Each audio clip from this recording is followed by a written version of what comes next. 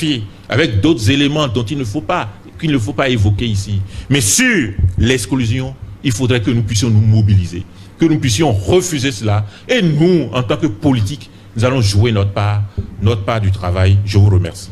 Il s'agit également d'un citoyen qui est privé de son existence juridique, parce que l'acte de naissance est le premier acte qui constate votre venue au monde. Et c'est à partir de cet acte que vous exercez tous les droits. Il est privé de tous les droits civils, civiques et politiques. Il ne va pas rester les bras croisés. De ce point de vue encore, des actions seront entreprises à la fois contre les auteurs et leurs commanditaires éventuels. Mais lorsqu'on regarde la qualité des gens qui sont allés opérer, on nous a parlé d'agents en uniforme, de commissaires de police, de brigadiers ou de commandants, à la limite, et qui ont déclaré avoir accompli une mission. Il s'agit à proprement parler d'un vandalisme d'État.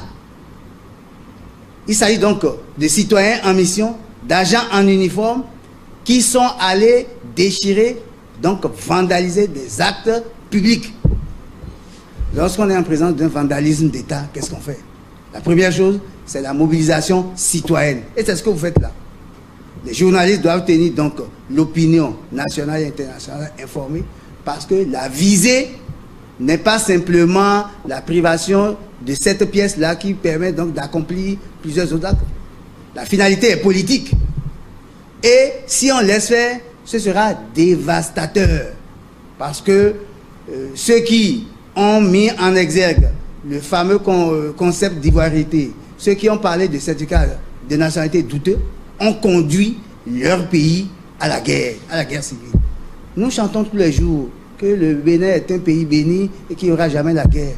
Mais la guerre part du plus petit comportement qui compromet la sûreté nationale, qui compromet la cohésion nationale, qui met en échec les droits des uns et des autres, et puis de frustration en frustration, nous aboutirons à une révolution que nous n'appelons pas de nos voeux. Nous voulons simplement que le régime démocratique né depuis la conférence nationale de 1990 se perpétue et que donc l'alternance se poursuive comme cela a commencé.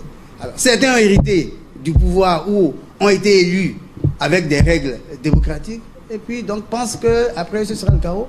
Non, il nous faut donc une mobilisation pour défendre les valeurs qui sont contenues dans notre Constitution, pour défendre la Constitution elle-même, les principes contenus dans la Constitution, et permettre à tous les citoyens d'être libres et de se sentir libres dans ce pays qui est nôtre.